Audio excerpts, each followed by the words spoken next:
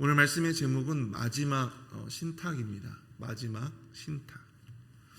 이사야 13장부터 23장까지의 말씀들은 이스라엘 주변에 있었던 그 열방들을 향한 하나님의 예언, 하나님의 신탁, 이것에 대해서 말씀을 하고 있습니다.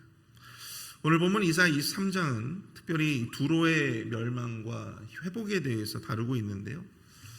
당시 이 지중해를 장악하면서 이 막대한 부를 축적하던 세력이 있었는데 그들이 바로 이 페니키아인들이었습니다. 이 페니키아인들이 세운 그 도시국가들이 여러 국가들이 이 지중해 지역에 퍼져 있었는데요. 그 중에 하나가 바로 이 두로라고 하는 곳입니다. 두로, 그리고 그로부터 한 40km 정도 떨어진 시돈이라고 하는 도시도 이 페니키아인들이 세운 도시죠. 거의 이들이 지중해 무역을 거의 이제 독점하다시피 할 정도로 굉장히 지중해 내에서 중개 무역으로 막대한 부를 축적하고 있었습니다. 그들은 훗날 이 포에니 전쟁으로 유명한 한니발의 도시 카르타고, 이 북유럽, 이 북아프리카의 카르타고라고 하는 것도 그들의 식민지로 건설했고, 여러분들이 이 요나서를 통해서 살펴보셨던 이 다시스라고 하는 곳, 보통 스페인 남부 지역에 어디인가 있다라고 하는데요. 그 곳도, 그 다시스도 바로 이 페니키아인들이 세운 도시국가 중에 하나입니다. 열방에 대한 여러 신탁들이 있었는데 왜 하필 이 두로가 맨 마지막에 위치하고 있는지, 그만큼 두로가 이 아수르, 바벨론의 버금가는 아주 막대한 영향력을 끼치고 있었던 그러한 도시국가임을 우리가 알 수가 있는 것이죠.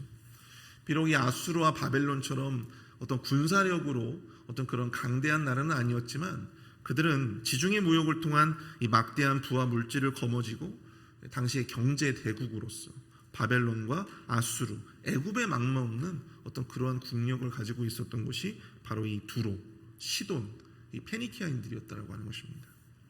오늘 본문은 이 두로와 시돈에 대한 하나님의 멸망과 이 회복에 대한 말씀, 이 마지막 신탁을 통해서 특별히 부와 물질에 관해 우리 그리스도인들이 깨달아야 할 영적인 교훈은 과연 무엇일까 함께 살펴보고 또 도전할 수 있는 그런 결단의 시간이 될 수 있기를 축복합니다. 첫 번째로 우리가 이 마지막 신탁을 바라보며 우리가 깨달을 수 있는 첫 번째는 이 물질과 부는 우리의 삶의 목적이나 의지의 대상이 될 수 없다라고 하는 것입니다. 물질과 부는 우리의 삶의 목적이나 의지의 대상이 될 수 없다.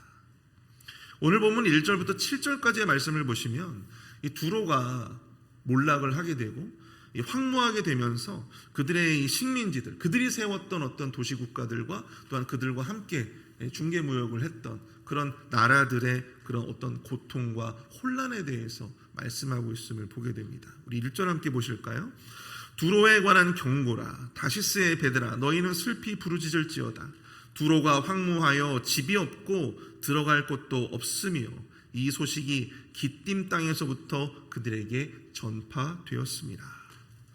이 두로라고 하는 이 말의 뜻, 이 국가의 명예, 숨겨진 뜻은 이 바위라고 하는 뜻을 가지고 있습니다. 바위.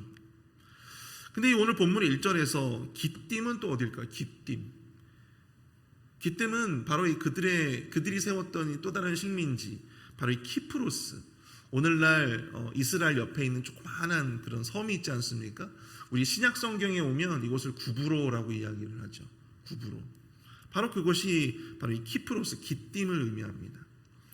기띔을 비롯해서 오늘 본문에 나오는 도시인 다시스, 이러한 해안 도시들을 식민지로 삼아서 이 두로 사람들은 이 많은 배들을 많은 배들이 드나드는 어떤 그런 항구로 삼게 되었는데, 이제 두로가 황무하여 집이 없게 되어서 들어갈 곳도 없게 되었다라고 하는 것을 탄식하는 그런 구절이라고 볼 수가 있습니다. 특별히 4절을 보십시오. 시돈이여, 너는 부끄러워할지어다. 대저 바다, 곧 바다의 요새가 말하기를 나는 산구를 겪지 못하였으며 출산하지 못하였으며 청년들을 양육하지도 못하였으며 처녀들을 양육하지도 못하였다 하였습니다. 두로는 열국의 시장과도 같았던 그러한 곳이었는데요. 그들이 멸망함으로 인해서 그들에게 의지해서 무역으로 경제적인 어떤 이득을 취하던 그런 나라들이 많이 있었는데, 그들 나라들도 이 두로가 멸망하면서 덩달아서 그 고통을 함께 안게 되었다라고 하는 것이죠. 본문 4절의 도시였던 시돈도 마찬가지입니다. 이 두로와 더불어서 이 무역 도시로서 경쟁 관계에 있었던 페니키아의 도시 국가 중에 하나인데요. 이 시돈이라고 하는 이 나라도 이 두로가 멸망하게 되면서 오히려 이득을 본 것이 아니라 더 큰 고통을 안게 되었다라고 하는 것이죠. 본문 4절에서 너는 부끄러워할지어다에 해당되어지는 이 히브리어 단어, 이 뽀시라고 하는 단어가 있는데요. 이것은 아주 매우 당혹스러운, 아주 난감한, 그래서 어쩔 줄을 몰라 하는 그러한 모습들을 나타낼 때 사용되어지는 단어라고 합니다.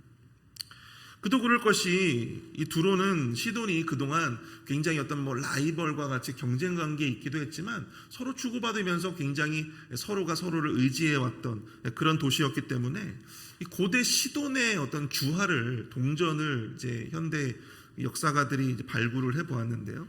거기에 이렇게 이제 쓰여져 있었다고 합니다. 시돈 사람들의 어머니 두로라고 그렇게 쓰여져 있었다고 합니다. 그러니까 이 두로의 멸망은 이 시돈 사람들에게는 굉장한 어떤 큰 충격이고 또 고통일 수밖에 없었던 것이죠. 어쩔 줄 몰라 하는 그런 모습들. 본문 4절에 기록된 바다, 곧 바다의 요새는 어디를 이야기합니까? 바다, 곧 바다의 요새는 다름 아닌 두로를 지칭하는 그러한 말입니다. 근데 이 두로가 나는 산고를 겪지 못하였으며 출산하지 못하였으며 청년들을 양육하지도 못하였고 처녀들을 생육하지도 못하였다라고 오늘 그렇게 이제 기록을 하고 있는데, 이게 무슨 말일까요? 산고를 겪지 못하고 출산하지 못한다. 이것은 무슨 의미입니까? 두로가 지금까지 아주 막대한 경제적인 이득을 그렇게 돈을 이렇게 벌어들이고 있었는데, 이제 그런 어떤 이득을 창출할 수가 없게 되었다라고 하는 것이, 그 이득을 낳을 수밖에 없게 되었다. 게다가 청년과 처녀들을 양육하지 못한다라고 하는 것은, 여기서 말씀하고 있는 청년과 처녀는 어디를 말합니까? 이 두로로 인해서 경제적인 이득을 취하던 많은 나라들을, 또한 국가들을 의미하는 거예요. 그들로 인해서, 두로의 멸망으로 인해서 경제적인 어려움에 처할 것임을 이야기하고 있는 것이죠. 5절에 보시면 그 소식이 애굽에 이르면 그들이 두로의 소식으로 말미암아 고통받으리로다. 애굽도 마찬가지예요. 애굽도 두로의 무역 상대국 중에서 가장 큰 비중을 차지하던 그런 나라였습니다. 두로의 몰락은 애굽에게도 큰 충격이 아닐 수 없게 되었다라고 하는 것이죠. 여기서 고통받으리로다라고 이제 번역된 히브리어 야힐루라고 하는 말은요, 이 산모가 아이를 낳을 때에 겪는 그 고통을 의미한다고 합니다. 산고라고 하죠. 이것은 두로의 몰락에 따른 그들의 충격과 아픔이 얼마나 컸는지를 설명해 주고 있는 말씀이라고 볼 수가 있는 것이죠. 사랑하는 성도 여러분, 오늘 이 이사야 선지자가 이 두로의 몰락과 멸망으로 인해서 주변 나라들이 겪을 그 고통에 대해서 이 서두에 더 자세하게 다루고 있는 분명한 이유가 있겠죠. 그것은 바로 무엇일까요? 그것은 바로 우리가 이 부와 물질을 하나님보다 더 의지하며 삶의 중심으로 삼는 것이, 부와 물질을 하나님의 자리를 대신하는 것이, 그것이 얼마나 우리에게 위험한 일인가, 그것을 설명해 주고 있는 것이죠. 두로라고 하는 것은 한 나라의 이름과 동시에 하나님 없는 부의 성취, 또한 이 부를 상징하는 고유명사와 같은 그런 단어라고 할 수가 있습니다. 하나님이 주신 축복의 도구로서의 부와 물질이 아니라 내가 하나님보다 더 의지하고 내가 하나님보다 더 나의 삶의, 내 인생의 목적으로 삼는 어떤 그러한 태도, 부를 그렇게 바라보는 그런 태도, 그것을 우리가 두로라고 이야기할 수가 있다고 하는 것이죠. 근데 중요한 것은 이 두로의 영광이 영원하지 못했듯이 우리가 그렇게 바라보는 우리의 그러한 모습들도 영원할 수 없다라고 하는 것입니다. 아무리 내가 돈을 더 많이 벌고 싶고 더 많은 부를 내가 축적하고 싶다 하더라도 여러분 그 영광이 그리 오래 갈 수 없다라고 하는 것이죠. 예전에 제가 서울에서 전임 사역을 했을 때 저와 함께 이제 한 교회에 있었던 장로님이 계셨어요. 근데 그 장로님은 사업을 하셔가지고 뭐 아주 큰 부자는 아니었지만 무슨 뭐 재벌과 같은 부자는 아니었지만 그래도 굉장한 재력이 있으셨던 분이셨습니다. 근데 사람이 주머니가 든든하면 사람이 늘 이렇게 뭐가 있어 보이고 굉장히 좀 위트가 있고 좀 여유가 있어 보이셨어요. 근데 어느 순간부터 이분이 좀 얼굴에 이제 그늘이 좀 지기 시작하시면서 굉장히 좀 이렇게 힘들어하시는 모습들을 보게 됐는데 아니나 다를까 그 하시던 사업이 조금 힘들어지셨던 것 같아요. 그래서 서울에서 본인이 살던 이제 그 집을 이제 정리를 이제 해야 됐기 때문에 저희 부교육자들이 가가지고 이제 그 집에 가서 이사를 제가 좀 도와드렸어요.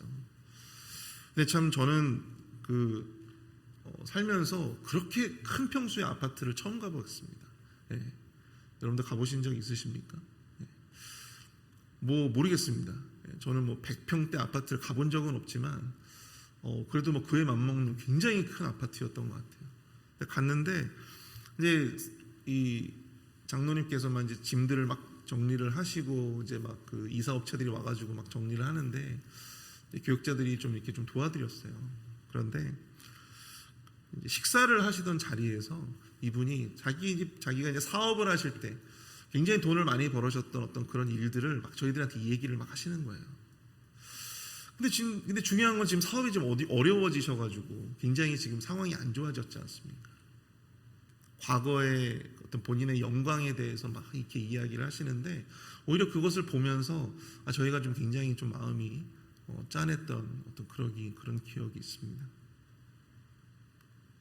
과거에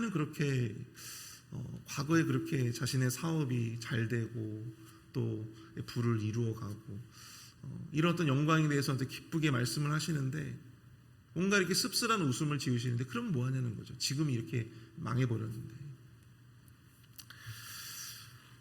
저는 그때 이거 보면서 물질의 성이라고 하는 것이 그렇게 오래 갈 수가 없구나. 그것도 어떤 우리의 의지나 목적의 대상으로 결코 삼을 수 없는 존재구나라고 하는 것을 저는 그때 깨닫게 되었습니다. 여러분, 우리가 이 물질의 성을 쌓기 위해서 오늘 본문에도 말씀하고 있지만 이 두로가 쌓았던 희락의 성, 이 물질로 말미암는 그 성을 쌓기 위해서 얼마나 많은 노력을 기울이고 얼마나 열심히 사셨겠어요. 여러분, 대충 그냥 게으르게 살아가지고 그런 물질적인 부를 이룰 수가 있습니까? 어떠십니까? 대충 살아서 그렇게 할 수 없었겠죠.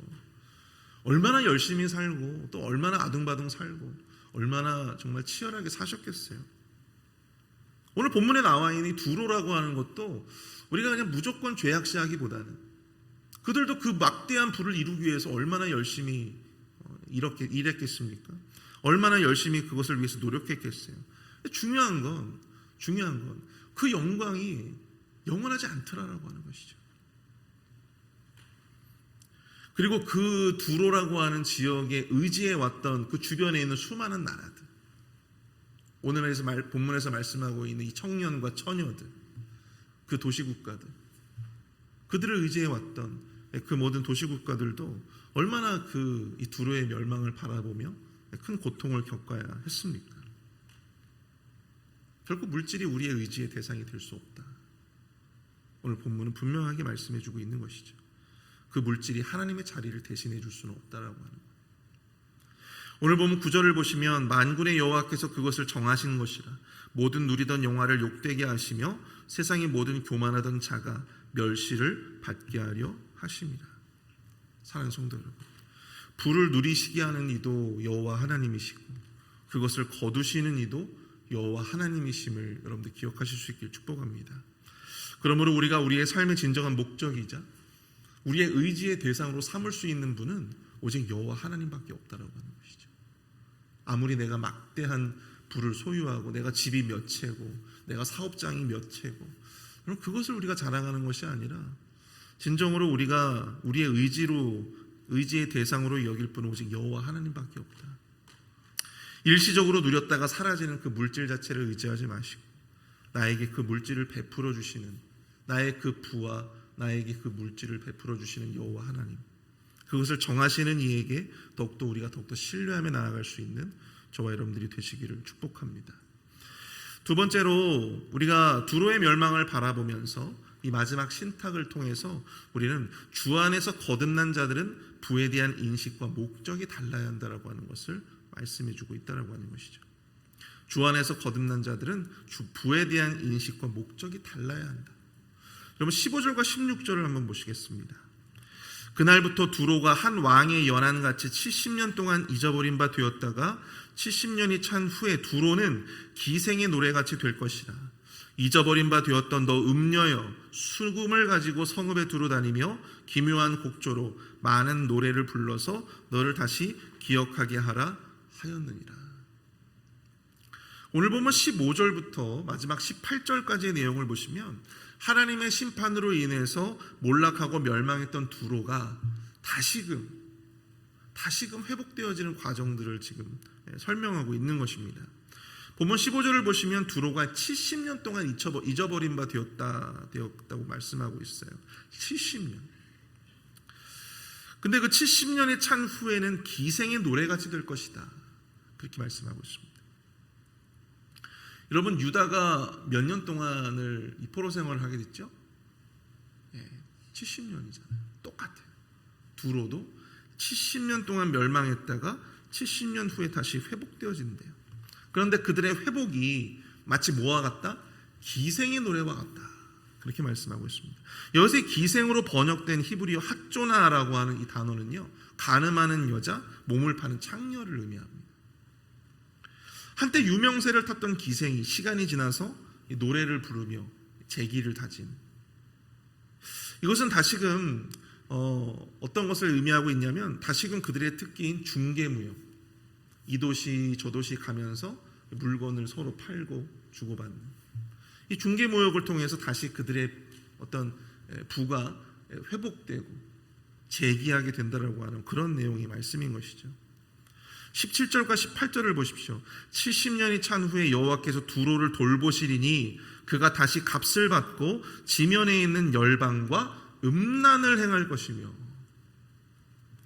여러분 이 번역이 음란을 행할 것이며 라고 되어 있는데요, 여기서 이 음란이라고 하는 것은 부정적인 의미로 하는 것이 아니고 여기서 말하는 음란은 도시마다 이렇게 돌아다니면서 중개 무역을 하는 것을 의미합니다. 18절 그 무역한 것과 그 이익을 거룩히 여호와께 돌리고 간직하거나 쌓아두지 아니하리니 그 무역한 것이 여호와 앞에 사는 자가 배불리 먹을 양식 잘 입을 옷감이 되리라. 70년 동안의 몰락의 기간을 지나서 다시 이 두로가 하나님의 은혜로 그들이 열방과 음란, 즉 중개무역을 통한 재기를 의미한다고 하는 것이죠. 중요한 것은 그들이 벌어들인 그 막대한 부를 그들 자신을 위해서 쌓아두지 아니하고 어떻게 사용되어진대요? 여호와 하나님 앞에 돌려지게 되고 여호와 하나님 앞에 사는 자가 배불리 먹을 양식과 잘 입을 옷감이 될 것이다 말씀하고 있다고 하는 것입니다. 이 말씀은 하나님의 은혜로 인해서 회복되어질 두로가 이전의 모습과는 전혀 다른, 부에 대한 전혀 다른 인식과 목적을 가지게 되었다라고 하는 것을 보여주고 있습니다. 여러분 회복되기 전에 두로의 모습은 어떠했습니까? 회복되기 전에 두로의 모습은 그 막대한 부를 쌓아서 희락의 성을 쌓고 또 그곳에서 자기 자신들을 위한 그러한 영광과 기쁨을 위한 그러한 부를 이루어 왔다라고 하는 것이죠. 근데 중요한 것은 이제 그들은 하나님의 심판을 받고 다시 하나님의 은혜로 말미암아 그들이 다시 재기하게 될 것인데, 그들이 이전처럼 중개무역을 통해서 여러 나라들을 다니며 무역을 통해서 큰 부를 쌓게 될 것이지만 이전과는 다르게 되었다고 하는 것입니다. 그들이 자기 영광과 만족을 위해서 부를 쌓지 아니하고 그것을 가지고 여호와께 돌리고 또 하나님의 사람들을 위해서 또 하나님의 일을 위해서 쓰여지게 될 것이다라고 하는 것이죠.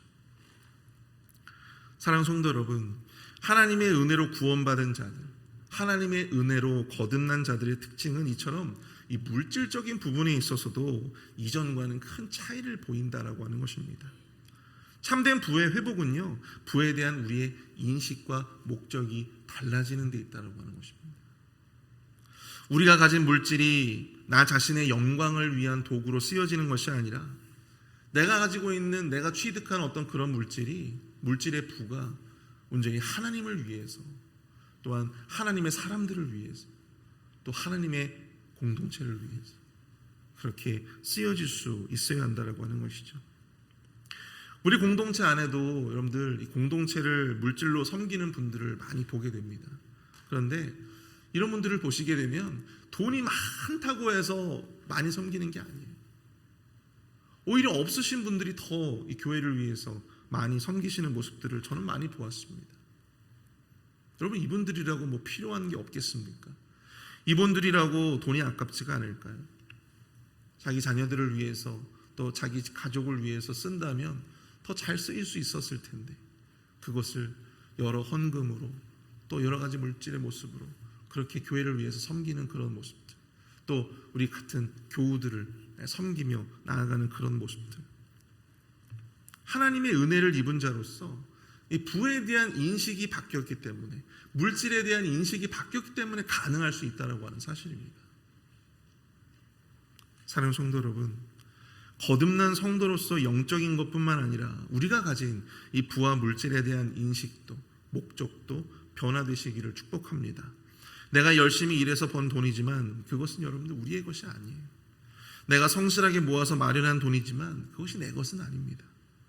주의 은혜로 거듭난 자로서 내가 가진 물질을 통해 하나님께 어떻게 쓰임 받을 수 있을지, 그것을 고민하시는 저와 여러분들이 되실 수 있기를 축복합니다. 교회와 공동체를 위해서, 또 하나님의 귀한 사역들을 위해서 이 물질들이 아름답게 쓰여질 수 있기를 생각하며 주를 위해서 아낌없이 드릴 수 있는 그 믿음의 용기가 저와 여러분들에게 있으시기를 축복합니다. 그 용기와 결단을 통해서 하나님께서 더 큰 물질의 축복을 또한 우리의 삶 속에 주실 줄 믿습니다. 우리 함께 기도하시겠습니다.